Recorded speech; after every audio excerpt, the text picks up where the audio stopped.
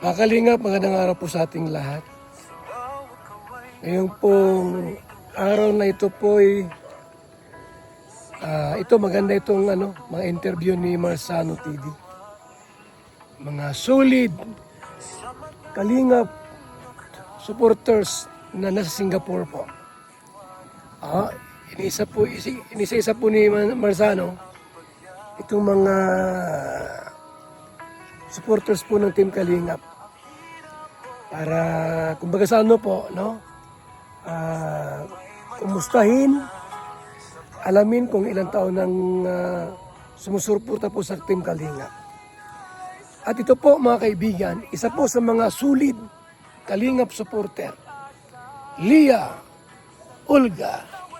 May mga kasama po tayo dito sa Singapore, no, magbibigay sa atin ng chismis. Hindi po, ng message. No, kasi bilang po sa mga part ng Team Kalingap, gusto ko rin makilala nyo yung mga, hindi lang po mga reactor, and of course yung mga supporter ng Team Kalingap dito sa Singapore. No? Isa na dyan si Ma'am Leah Olga. So Ma'am Leah Olga, pakilala po kayo muna kayo. Sino po kayo at ilang years na kayo dito sa Singapore?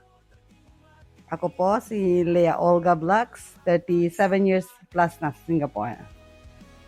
So, gano'n na kayo nag-follow sa Kalingap? Ilang years na kayo nagfa-follow sa Kalingap? And sino bang unang mo na-follow dito sa Kalingap? Ang napalo ko talaga si Kuya Bal hanggang ngayon. Tagal na. Facebook pa, wala pang YouTube. Matagal na yung Facebook? Alin doon yung ginagawa ni Kuya Bal na hindi niya makalimutan? Yung namimigay siya ng pagkain, kahit mawalan na siya. Wala na, magtitinda siya na wala na mapuhunan, wala pang kita. Itong binanggit po ni Leah Olga po, di ko makalimutan, na time po na nasa pa lang kami, Barangay Talobatib, Labo, Camarines Norte.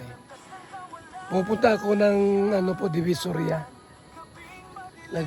Namimili ako ng mga damit at mga laruan po sa Divisoria, sa Baclaran.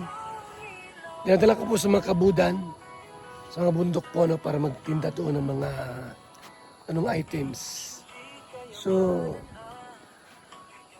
mapagod kasi puro lakad. Tapos yung kuha mo sa Baclaran, ganito, halimbawa, ang kuha mo 80 pesos.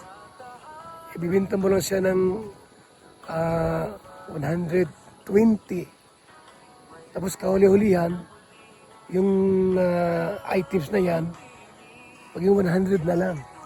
So, ang mangyayari po dito, lugi ka na sa pamasahe at lakad. Minsan, inuutang pa nila. So, alam nyo ba na sobrang sipag po natin, araw-araw po walang tigil yan, walang pahinga. Kung ano yung mga pwedeng pagkakaabalahan, ginagawa po natin. Kasi sa tayo po, humantong po sa mga ganito, mga ginagawang paglalakad po, nakasupok tayo ng mga pamilyang hirap na hirap, pamilyang walang lang makain.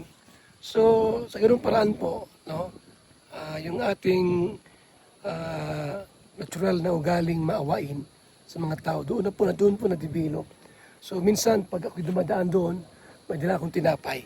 So, dahil po doon sa ating pong ginagawang ngayon, unti-unti po nabubuo yung na pagtulong po natin. Sa ganung simpleng pagtulong po, no, habang tumatagal po, nabubuo yung tinatawag na paglingap at pagtulong. Oh, di ba? So, ibig sabihin, sobrang taga niya ng followers, ano?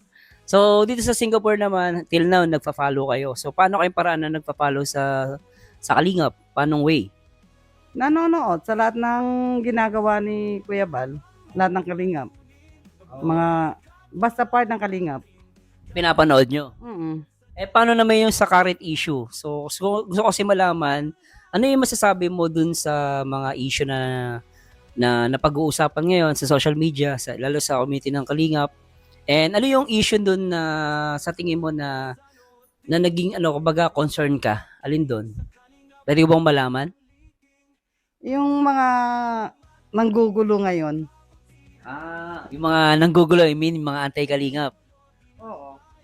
Yung mga antay. So, ano masasabi mo sa mga issue na nangyari ngayon?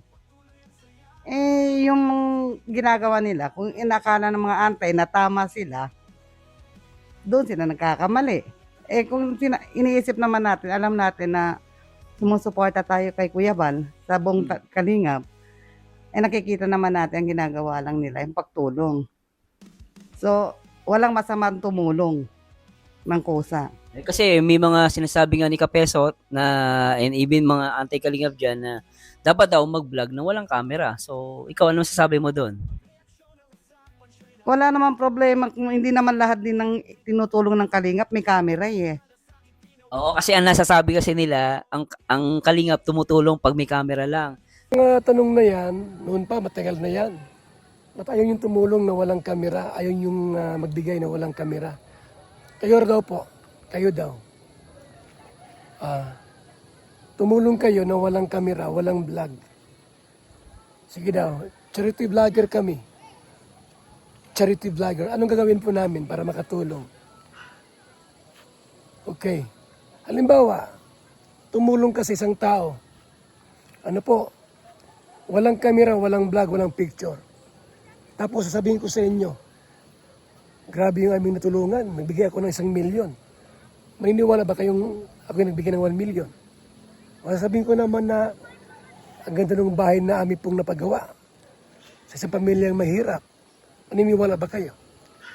To see is to believe. Kaya nga po, binablog po namin para makita niyo yung aming ginagawa. Kasi pag walang kamera, walang vlog, walang video, walang maniniwala sa amin na kami mga charity vlogger. Pangalawa po mga kaibigan, walang kita sa pagtulong. Pagtulong po mga kaibigan, wala. Ano po, para mas malinaw sa inyo, sa vlog po ay may revenue.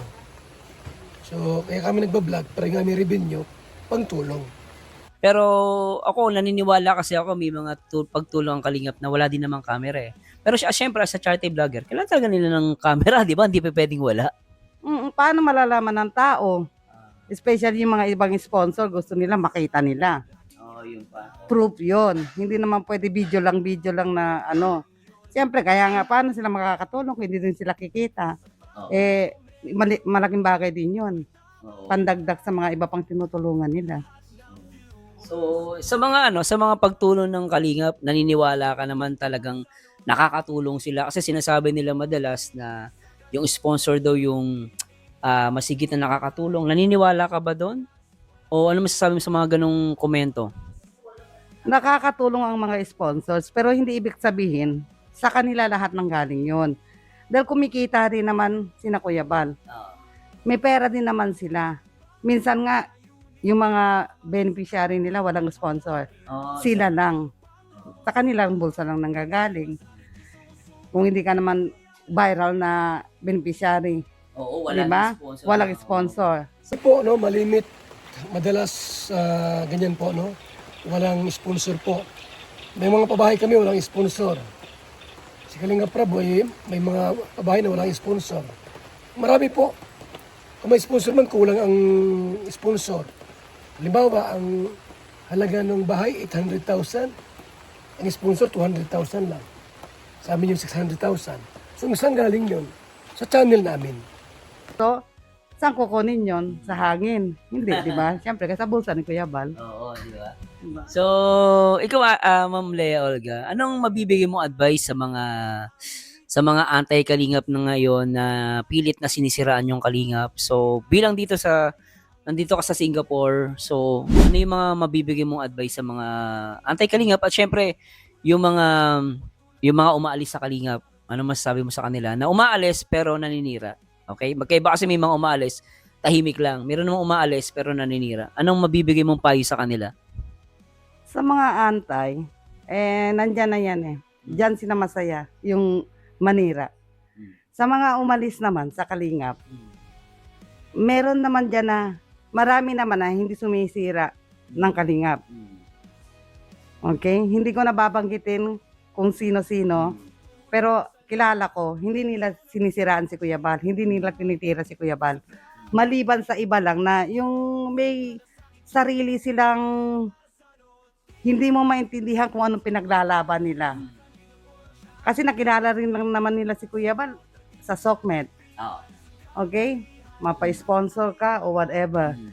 Pero yung mga ibang tao na umalis sa kalingap, nagpaalam ng maayos, hindi na naninira kay Kuya Bal, saludo ako sa inyo. Suporta pa rin ako sa inyo. Wow, ganda. Okay. Sinabi. Yun lang po. Yun. So, ganda, no? Actually, maganda yung sinabi ni Ma'am Lea Olga. Pero dito naman, Ma'am Lea Olga, anong maipapayo mo naman sa mga, like, anong mabibigay mong advice, lalo sa mga supporters? Kasi talaga may mga supporters, galit na galit. Nakita mo naman, di ba, man nagko-comment, di natin maiwasan. Ano yung sa tingin mo na magandang i-advise sa kanila? Huwag po tayo magiging emotional sobra. Huwag maging keyboard warriors. Kasi hindi naman tayo yung tao na sinasabi nga nila, don't judge the book by its cover.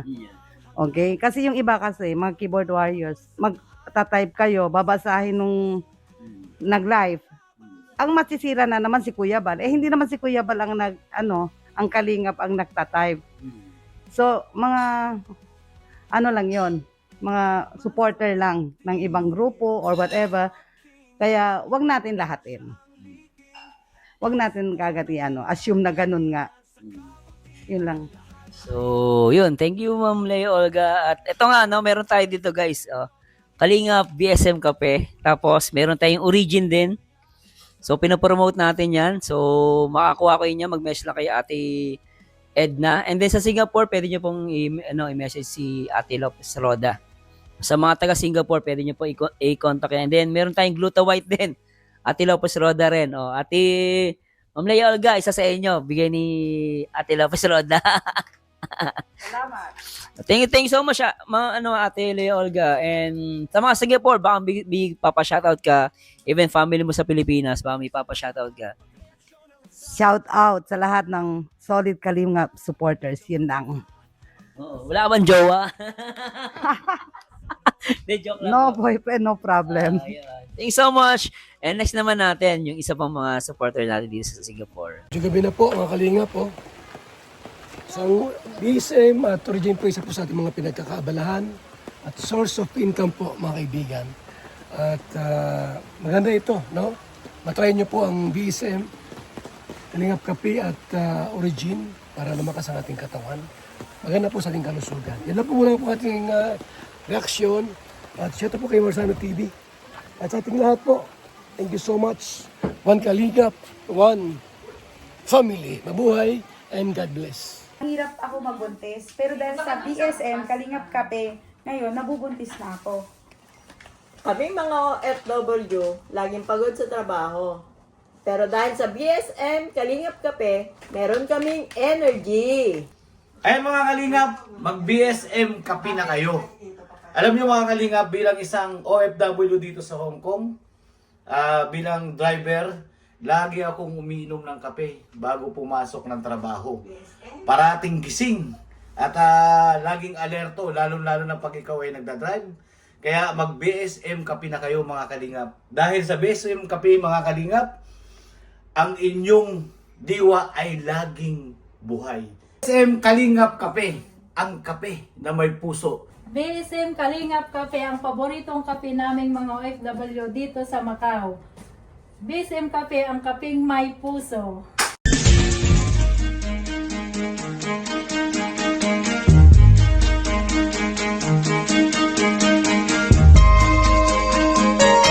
Ito ang palatuntunang tunay na lingkod bayan. Ang programang tututo sa kapakanan ng mga mamamayang kapos sa kapalaran. Si Kuya Val Santos Matubang, ang inyong katuwang. Si Kuya Val, kasangga sa kahirapan, kaagapay sa kalusugan, kakampi ng mga inaapi. Magbibigay pag-asa sa mga taong nawawala na ng pag-asa sa buhay, sa mga batang biktima ng kahirapan, sa mga matatandang napapabayaan. Si Kuya Val, ang inyong sandigan. Val Santos Matubang, sa palatuntunang lingap sa mahihirap.